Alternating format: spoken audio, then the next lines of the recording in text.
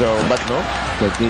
Mukhang 30. 30-second time brought to you by Handy Fix. Ang first aid ng bahay mo, Banzol seals all. At inalis rin nila si Ambrose.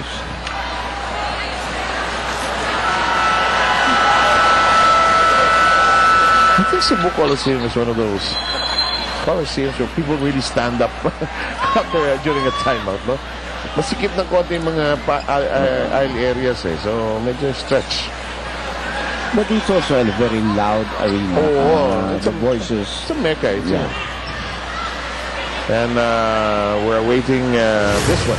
A Yakult slam dunk. You're gonna see this. Ito, natapik, naagaw, na-islam lang. The nicer one would have been the pass of Larry Conacher to Simpson. I think that was but there are only 2 dunks so far in this ball game. Both of them coming from Simpson. I think the players are very wary of taking off. Saka nakita nila yung sikip, madulas. Jody Vance coming into the ball game for Sonny Toss. There was a year also where the All-Star game was played also here. Oh yeah. I've been played. Our teams played here several times since the 79 naalala ko. Same place. Big three-point shot for Ronald Tibbet. Balik sa dalawa na lamang ang lamang ng Alaska. Here we go. 6 points by Tibbet. What a why-not, And the way these two teams have gone at it through the years, we saw that dunk bounces away, chance now for Barangay Ginebra to pull across. Sayang yun, because that would have been 2 easy points. Willie Miller is fouled, shooting a 3-point shot. And you can see it was way short. Tinamaan siya sa elbow din. And really was going for the dramatic 3. The energy booster. Gusto niya makabawi. Well, acknowledges the foul. Na-complaint on his foul.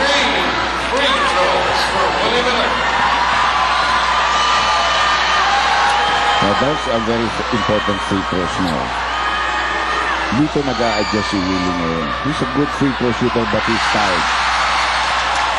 And this year has not been a good free throw year for Willie Miller. Ang dami ko ng games na papanood. Pag medyo pagod na rin siya, nahihirapan na rin siya. Mainit. Yun, inadjust. Pumunta ng konti sa kanan eh. Our hosts enjoying the game. Yeah, definitely. It's a good game. It's a good game. Played well. Both coaches being able to react to several situations that have been against them. Tabla tayo at 91 all. 3 minutes to go. For the second round, just getting into swing here, position, getting wins, so important. Madulas na ang bola.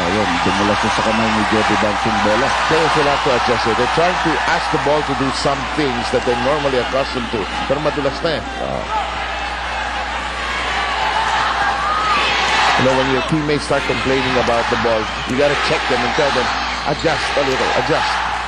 Well, actually, the referees can continue to change shots every time there's a dead ball situation. Actually, no? Mark Aguiwa driving strong.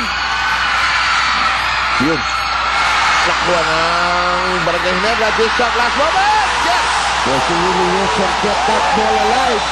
And a nice assist pass given by Tubig to Willie Wilson. And this crowd coming alive. Still looks like there's a Cebu chapter for Barangay Ginebra. There always is everywhere. Velasquez was a very popular in Cebu. What? He's having fun. Almost making me forget that to tell you that this 30-second timeout brought to you by Handy Fix, the first aid ng bahay mo. Banzol seals all. It will be the representatives of Visayas for the national triumph to the young and Metro Manila on 2-19. Palakpakan po natin sila. Mukhang sagutan ng 30-second time. Hindi mo masamang sabihin ko ulit. Brought to you by Handy Fix, ang first aid ng bahay mo. Banzol seals all.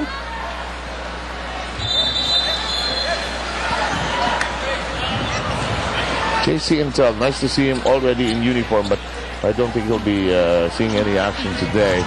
Salos has not been able to play in a number of games, nursing an injury that he got in practice. Of course, he had a great bust-out conference in the previous one. Now, Barangay Ginebra being ordered to bring up the defense. So that's why you put a little pressure but then they retreat to the zone. Pag hindi maglalagay ng pressure, medyo mangyayari. They can just comfortably bring down the ball and set up with long time. Now another air ball. So Alaska beginning to crumble here in the end game. Remember, they had a big lead of 12. They had it about 8 a couple of minutes back. Parang naubos, ano? Three-point shot ni Tobit. Ang daming ginawa ni Tobit na positive para sa kanyang kupunan dito in the end game.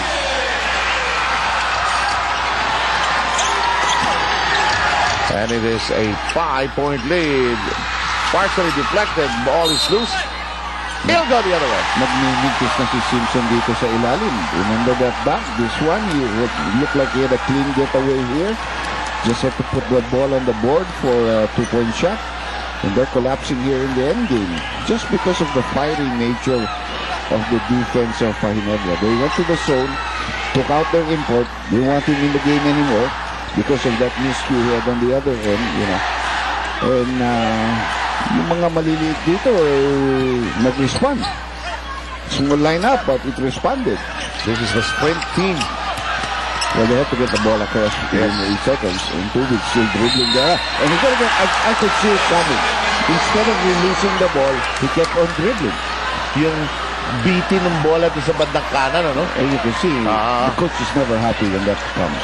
Lalo na ngayon. Yeah, that was so important to them. Possession is so important. And Larry Fonacier has come back. He had to come back because he never in the zone.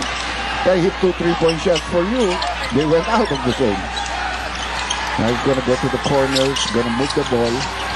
Hindi malilibre yung malaki sa ilalim. I mean, good steal by Kagura. And almost lost it, but there was a foul there from the rear. Baguio.